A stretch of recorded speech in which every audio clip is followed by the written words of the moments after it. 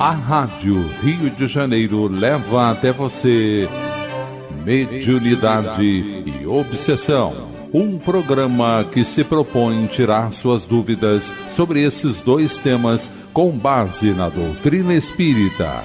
Apresentação: Moisés Santos. Caríssimos ouvintes da Rádio Rio de Janeiro, eu sou Moisés Santos e este é o programa Mediunidade e Obsessão. Continuamos juntos, meu caro ouvinte, estudando em nossa fase nova de abordagem dos recursos da mediunidade de um grupo que se forma para realizar as sessões mediúnicas, do trabalho e do aprendizado perante esse recurso, essa ferramenta que Jesus coloca para que nós, médiuns, possamos recuperar nosso tempo perdido e, em contato com o mundo espiritual, também tirarmos proveito das experiências, dos relatos, de todos aqueles que nos anteciparam a vida verdadeira no mundo espiritual, fazendo esse intercâmbio e colaborando também conosco, enquanto na proposta do Cristo podemos servir, amparar, acolher, desenvolver novos conceitos, reconsiderar valores. Tudo isso a mediunidade com Jesus nos proporciona. Então, o livro Diálogo com as Sombras, do autor Hermínio Corrêa de Miranda, da editora da Federação Espírita Brasileira, vem nos trazer todas essas perspectivas. É um clássico na obra espírita, meu caro ouvinte, e vale a pena estudarmos juntos. Nós já estamos na segunda parte dessa obra, que intitula-se As Pessoas, e o capítulo 3, que é um pouco longo, nós estamos dividindo em algumas partes. Trata-se de Os Médiuns. Nós paramos no parágrafo: como a psicofonia é a mediunidade indicada para esse tipo de tarefa, André Luiz nos oferece, no seu já citado Desobsessão, que é o título dessa obra, chama-se Desobsessão, psicografia de Francisco Cândido Xavier. Então, Hermínio Miranda vai nos trazer esse texto desse decálogo oferecido por André Luiz. Mas antes precisamos conhecer um pouco mais o que vem a ser a psicofonia, meu caro ouvinte. Porque no livro dos médiuns nós não encontramos esse termo, psicofonia, e sim médiuns falantes, que é a mesma coisa. Vamos esclarecer este conceito. Esclarecendo conceitos. O livro dos médiuns, capítulo 14, intitula-se Dos Médiuns. Tem aqui o quarto item, chamado Médiuns Falantes. Na sequência das apresentações de conteúdo do livro, nós temos o item 166, os médiuns audientes, que apenas transmitem o que ouvem, não são, a bem dizer, médiuns falantes. Estes últimos, ou seja, os falantes, as mais das vezes, nada ouvem. Neles, o espírito atua sobre os órgãos da palavra, como atua sobre a mão dos médiuns escreventes. Querendo comunicar-se, o espírito se serve do órgão que se lhe depara mais flexível no médium. A um toma da mão, a outro da palavra, a um terceiro do ouvido. O médium falante geralmente se exprime sem ter consciência do que diz e muitas vezes diz coisas completamente estranhas às suas ideias habituais, aos seus conhecimentos e até fora do alcance de sua inteligência. Embora se ache perfeitamente acordado e em estado normal, raramente guarda lembrança do que diz. Em suma, nele a palavra é um instrumento de que se serve o espírito, com o qual uma terceira pessoa pode comunicar-se, como pode com o auxílio de um médium audiente. Nem sempre, porém, é tão completa a passividade do médium falante. Alguns há que têm a intuição do que dizem, no momento mesmo em que pronunciam as palavras. Voltaremos a ocupar-nos com esta espécie de médiuns quando tratarmos dos médiuns intuitivos. Então, com essa explicação, nós estamos diante de duas condições básicas que geralmente se apresentam na psicofonia ou mediunidade falante.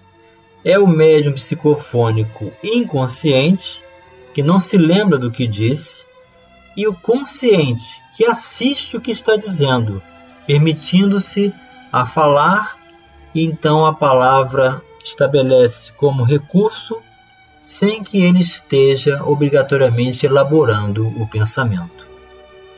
Então vamos ao decálogo sugerido por Hermínio Corrêa de Miranda. O André Luiz considera tais cuidados essenciais ao êxito e à segurança da atividade atribuída aos médiuns. É aconselhável, pois, aos médiuns psicofônicos desenvolvimento da autocrítica, a aceitação dos próprios erros em trabalho mediúnico, para que se lhes apure a capacidade de transmissão, reconhecimento de que o médium é responsável pela comunicação que transmite, a abstenção de melindres ante apontamentos dos esclarecedores ou dos companheiros, aproveitando observações e avisos para melhorar-se em serviço. Fixação num só grupo, evitando as inconveniências do compromisso de desobsessão em várias equipes ao mesmo tempo. Então vejamos aqui esse item. O médium não pode trabalhar em mais de um grupo mediúnico. O desgaste é muito grande, a necessidade de recuperação e planejamento depende de que o médium estabeleça-se em um único grupo. Domínio completo sobre si próprio para aceitar ou não a influência dos espíritos desencarnados, inclusive reprimir todas as expressões e palavras obscenas ou injuriosas que essa ou aquela entidade queira pronunciar por seu intermédio. Interesse real na melhoria das próprias condições de sentimento e cultura. Defesa permanente contra bajulações e elogios, conquanto saiba agradecer o estímulo e a amizade de quantos lhe incentive o coração ao cumprimento do dever. Discernimento natural da qualidade dos espíritos que lhes procurem as faculdades, seja pelas impressões de sua presença, linguagem, eflúvios magnéticos, seja pela sua conduta geral. Uso do vestiário que lhe seja mais cômodo para a tarefa, alijando, porém, os objetos que costumem trazer jungidos ao corpo, como sejam relógios, canetas, óculos e joias. As pessoas que lidam com médiuns, que trabalham junto deles, que desempenham, enfim, qualquer atividade em paralelo com eles, não devem esquecer-se de que esses companheiros de seara são criaturas dotadas de certo grau de exaltação da sensibilidade. Ou por outra, são médiuns exatamente porque têm a sensibilidade mais aguda do que o comum dos homens e das mulheres. Em decorrência dessa particularidade, que no fundo é da própria essência da mediunidade, são mais suscetíveis, mais sensíveis também à crítica, à atitude antifraterna, à palavra agressiva, à reprimenda, tanto quanto ao elogio e à bajulação a que se refere André Luiz. É muito importante essa postura. Nós temos que estar isentos, tanto das críticas quanto dos elogios, porque nenhum dos dois, que configuram-se por extremos, vão nos ajudar na tarefa mediúnica. É preciso, pois, atenção especial com os médiuns, naquilo que diga respeito à sua condição peculiar de sensibilidade. Tentaremos clarificar tanto quanto possível este assunto, extremamente delicado e complexo. Sim, meu caro ouvinte, a mediunidade de psicofonia, médium falante, como ensina o livro dos médiuns, estabelece essa condição, a sensibilidade. Então não é qualquer ambiente, não é qualquer tipo de festividade, não é qualquer grupo que vamos estar convivendo que vão nos trazer benefícios, ou mais, vão nos constranger a estabelecer tipos de magnetismo que vão causar embaraço. Evidentemente, o médium não deve e não pode ser endeusado, porque isso exporia a ele e ao grupo a imprevisíveis e desastrosas consequências. Em breve, estaria recebendo mensagens diretas de Deus. Não vamos, porém, cair no outro extremo de submeter o médium a um regime disciplinar inadequado, ditado pela prepotência e pela arbitrariedade em nome da boa ordem dos trabalhos. Médium disciplinado é uma coisa, médium inibido é outra. É preciso que o dirigente dos trabalhos tenha bom senso suficiente para distinguir até onde vai a disciplina, que precisa ser preservada, e onde começa o rigorismo ditatorial, que leve o médium ao pânico ou à revolta. Então o dirigente deve acolher toda a equipe. Nós, de uma equipe mediúnica, precisamos estabelecer um concurso de homogeneidade de pensamentos, de receptividade, de concórdia, de modo que possamos ser verdadeiramente irmãos no ideal com o Cristo, sem exigências, sem cobranças, sem constrangimentos, mas sempre contando uns com os outros para recebermos diretrizes, palavras que direcionem ao equilíbrio e à coerência, para que possamos nos manter sempre coesos e fortalecidos nesse propósito de luz. Vamos continuar comentando, conhecendo e refletindo sobre os médiuns já no próximo bloco. Participe do programa Mediunidade e Obsessão enviando sua sugestão ou pergunta para o e-mail meo@radioriodejaneiro.am.br ou pelo WhatsApp 984867633 aos cuidados de Moisés Santos. A Rádio Rio de Janeiro está apresentando Mediunidade e Obsessão. Apresentação Moisés Santos. Caríssimos ouvintes da Rádio Rio de Janeiro, voltamos agora para o segundo bloco do nosso programa de hoje, em que estamos estudando o capítulo 3 da segunda parte do livro Diálogo com as Sombras, do autor Hermínio Corrêa de Miranda. O capítulo 3 trata dos médiuns. E hoje já estamos na terceira parte do nosso programa, dividindo esse capítulo, analisando as questões, as reflexões, a sensibilidade mediúnica dos médiuns psicofônicos, a responsabilidade de cada um em transmitir a comunicação, em neutralizar palavras que possam ferir ao grupo, que possam trazer desconforto.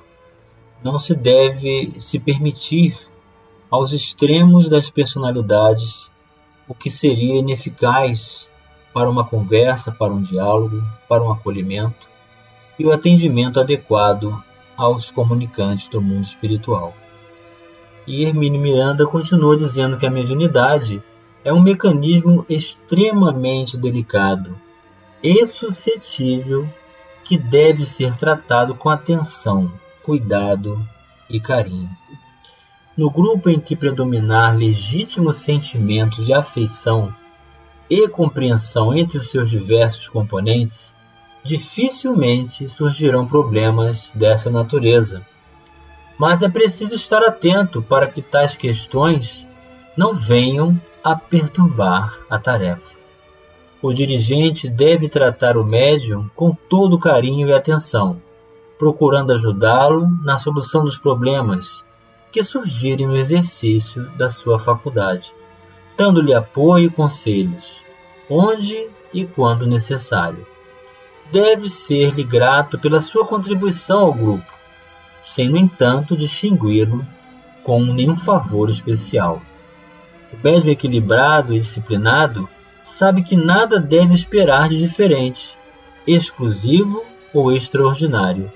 É apenas um dos componentes do grupo, nada mais, e como tal, credor da mesma estima e respeito devidos aos demais companheiros.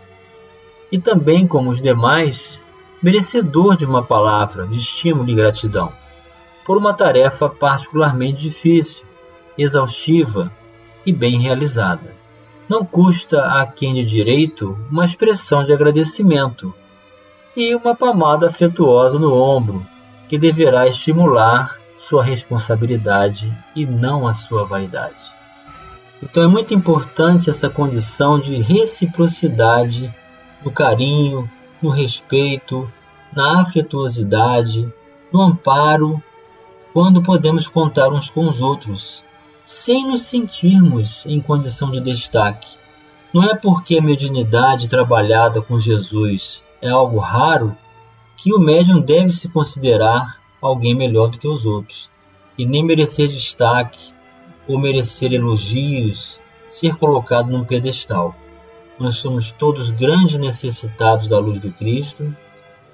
Apesar de estarmos diante de uma tarefa que exige realmente renúncia, esforço, coragem, e que realmente poucos se permitem a engajarem-se com responsabilidade, frequência, assiduidade e permanência no Evangelho do Cristo, sempre disposto a aprender e a somar, vendo-se como uma peça dentro de um conjunto, e não como um destaque merecedor de exaltações, de procuras em particularidades para atender objetivos de curiosidade sobre o mundo espiritual, porque não se trata dessa oportunidade. Somos voluntários. Não temos que nos destacar, temos que servir, amparar e aprender sempre contando uns com os outros. Há manifestações difíceis, dolorosas, que deixam resíduos vibratórios perturbadores. Em casos assim, o médium não deve ser abandonado à sua sorte, com as dores e as canseiras resultantes. Se o dirigente não puder socorrê-lo com um passe restaurador, designe alguém no grupo para fazê-lo, mas diga-lhe uma breve palavra de carinho ou lhe faça um gesto de solidariedade, para que o médium sinta o apoio e a compreensão para sua árdua tarefa.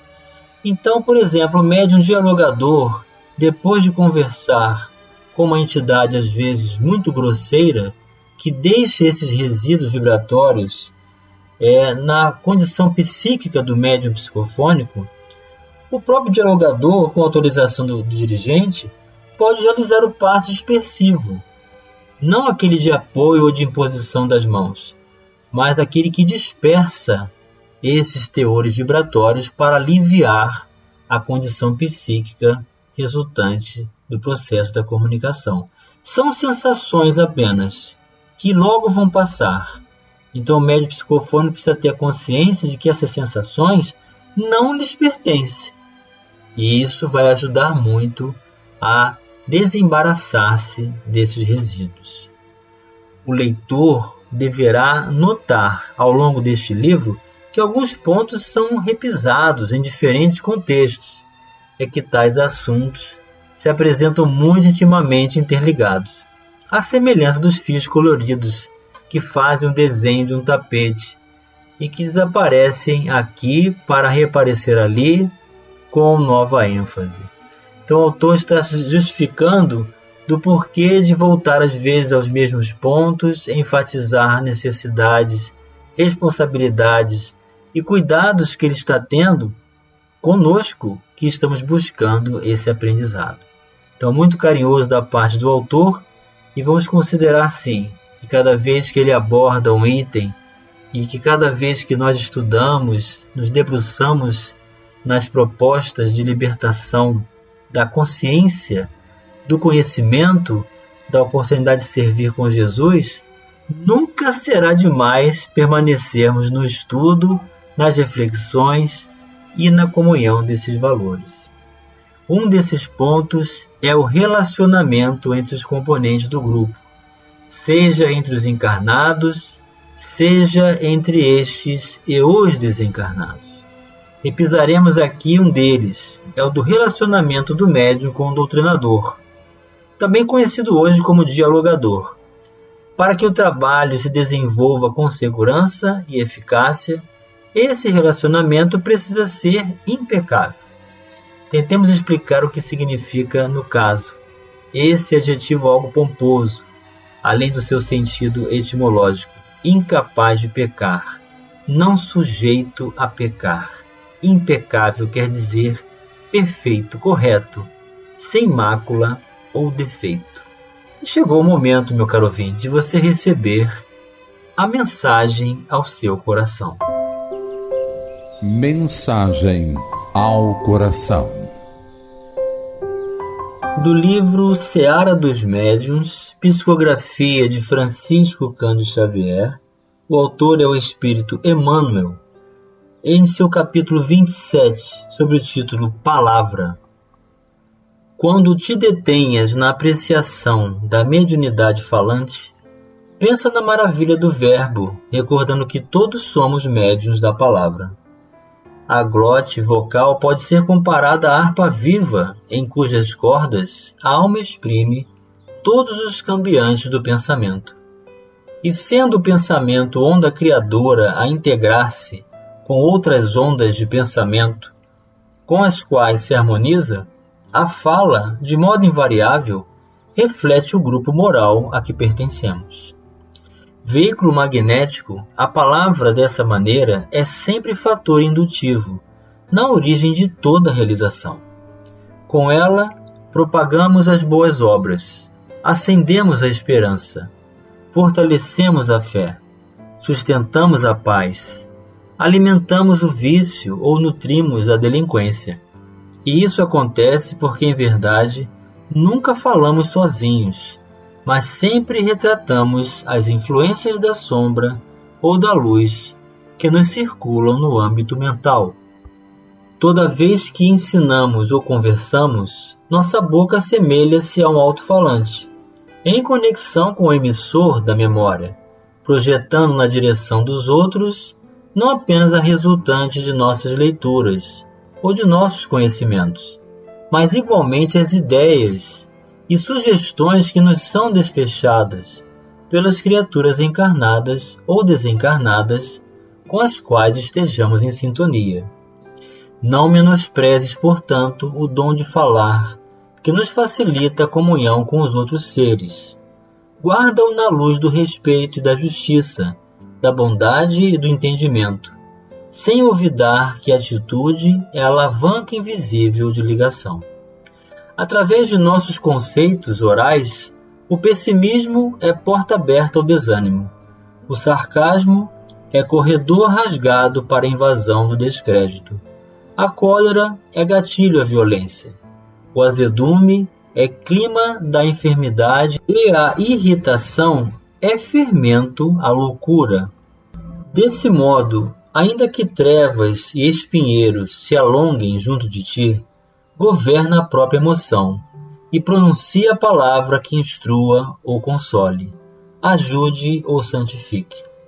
Mesmo que a provocação do mal te instigue à desordem, compelindo-te a condenar ou ferir, abençoa a vida onde estiveres. A palavra vibra no alicerce de todos os males e de todos os bens do mundo.